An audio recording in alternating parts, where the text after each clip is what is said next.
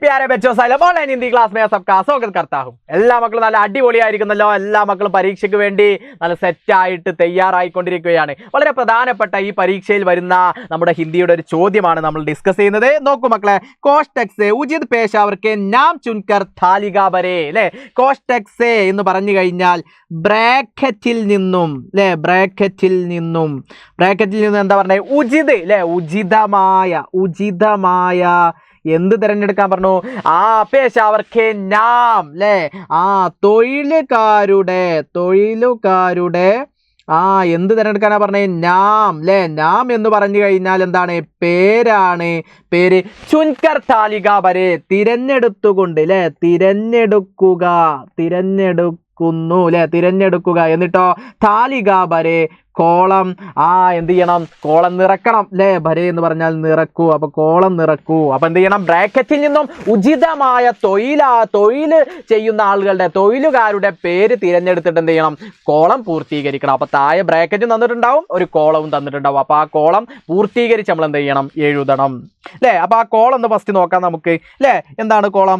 ജോ ദുഖാൻ ചലാത്താ ഹേ, ആരാണോ കട നടത്തി കൊണ്ടുപോകുന്നത് അയാൾ എന്തോ പറയാ, ബ്രാക്കറ്റിൽ പറയുന്ന ഒരു പേര് നമ്മൾ പറയും അല്ലേ. ജോ ഗേത്തി കർത്താ ഹേ, ആരാണോ കൃഷി ചെയ്യുന്നത് അല്ലേ, കൃഷി ചെയ്ത് പോകുന്നത് അവരെ ഒരു പേര് പറയും. ജോ ചിത്ര ബനാത്താ ഹേ, ആരാണോ ചിത്രം മനോഹരമായിട്ട് എന്ത് ചെയ്യുന്നത്, നിർമ്മിക്കുന്നത്, വരച്ചുകൊണ്ട് മനോഹരമായിട്ട് ഉണ്ടാക്കുന്നത് ആരാണോ അവരെ ഒരു പേര് പറയും. ജോ മിട്ടി ക ബർത്തൻ ബനാത്താ ഹേ, ആരാണോ മണ്ണ് കൊണ്ട് ബർത്തൻ എന്ന് പറഞ്ഞു കഴിഞ്ഞാൽ എൻ്റെ മക്കൾക്ക് അറിയാം എന്താണ്? പാത്രം അല്ലേ. മണ്ണ് കൊണ്ട് പാത്രം ബനാത്താ ഹേ ഉണ്ടാക്കുന്നത് ആരാണോ അവർക്കും ആ ബ്രാക്കറ്റിൽ നിന്നൊരു പേര് പറയാം. അപ്പൊ ഇതാരാണെന്ന് എൻ്റെ മക്കൾക്ക് പെട്ടെന്ന് മനസ്സിലാവാൻ വേണ്ടിയിട്ട് മാഷി അതിൻ്റെയൊക്കെ ഫോട്ടോസ് കൊടുത്തിട്ടുണ്ട്. നോക്കൂ, എന്താണ് ആ മനോഹരമായിട്ടുള്ള ഫസ്റ്റ് കാണുന്നത് ആരാ അല്ലേ? മനോഹരമായിട്ടുള്ള ഒരു കർഷകൻ പുഞ്ചിരിച്ചു കൊണ്ട് നിൽക്കുന്നുണ്ട് അല്ലേ. അപ്പൊ കർഷകൻ നമ്മൾ കിസാൻ എന്ന് പറയും. അതേപോലെ കട നടത്തുന്ന ഒരാളെ ഫോട്ടോ കൊടുത്തിട്ടുണ്ട്, അയാൾക്ക് നമ്മൾ ദുഃഖാന്താർ എന്ന് പറയും അല്ലേ.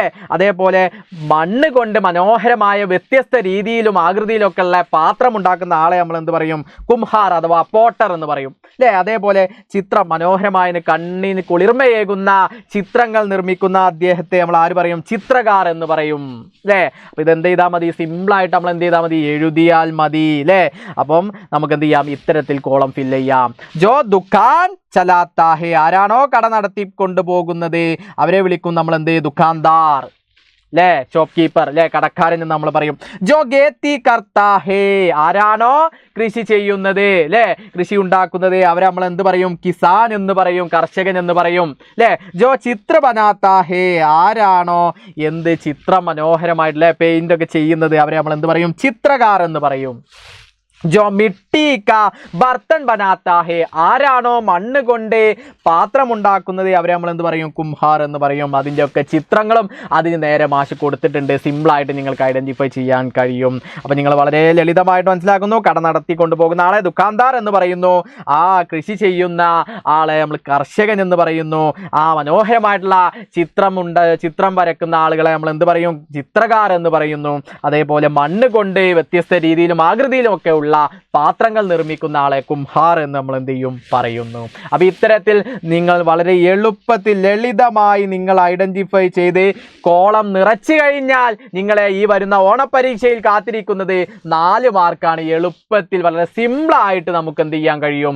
ആ 4 മാർക്ക് നേടാൻ വേണ്ടിയിട്ട് സാധിക്കും. അപ്പൊ ഇത്തരത്തിൽ ഒരു ചോദ്യം തന്നു കഴിഞ്ഞാൽ എൻ്റെ മക്കൾ ആദ്യം ചോദ്യം വായിക്കുന്നു, സിമ്പിളായി ഐഡന്റിഫൈ ചെയ്യുന്നു. അപ്പൊ ബ്രാക്കറ്റിൽ നിന്നും ഉചിതമായ എന്ന് പറയുമ്പോൾ നിങ്ങൾ ആ 4 ബ്രാക്കറ്റിൽ തന്നിട്ടുള്ള എന്താണോ ബ്രാക്കറ്റിൽ തന്നത് അത് കറക്റ്റായി വായിച്ച് മനസ്സിലാക്കിയിട്ട് നിങ്ങൾ എന്ത് ചെയ്യുന്നു? മനസ്സിലാക്കുന്നു, അതിൻ്റെ അർത്ഥം മനസ്സിലാക്കി വെക്കുന്നു. ശേഷം ആ കോളം നോക്കുന്നു, ആ കോളത്തിന് അനുയോജ്യമായത് ബ്രാക്കറ്റിൽ ഏതാണ് എന്ന് വെച്ചാൽ ആദ്യം നിങ്ങൾക്ക് ഒന്നും അറിയില്ലെങ്കിൽ അറിയുന്നത് ആദ്യം ഫില്ല് ചെയ്യുമ്പോൾ പിന്നെ നിങ്ങൾക്ക് എന്ത് ചെയ്യും? ഓട്ടോമാറ്റിക്കായി മറ്റേതും കണക്റ്റ് ആവുന്നതാണ്. സിമ്പിളായിട്ട് ആ 4 മാർക്ക് നിങ്ങൾക്ക് നേടാൻ വേണ്ടിയിട്ടും കഴിയും. എളുപ്പമാണ് മക്കളെ. അപ്പൊ ഇത്തരത്തിലൊരു ചോദ്യം വന്നു കഴിഞ്ഞാൽ എല്ലാ മക്കളും സെറ്റ് ആക്കൂലേ? റെഡി അല്ലടാ മക്കളെ? അപ്പൊ അടുത്ത വീഡിയോയിൽ നമുക്ക് വീണ്ടും കാണാം. സബ്കാ ബഹുത് ബഹുത് ശുക്രിയ. ബൈ.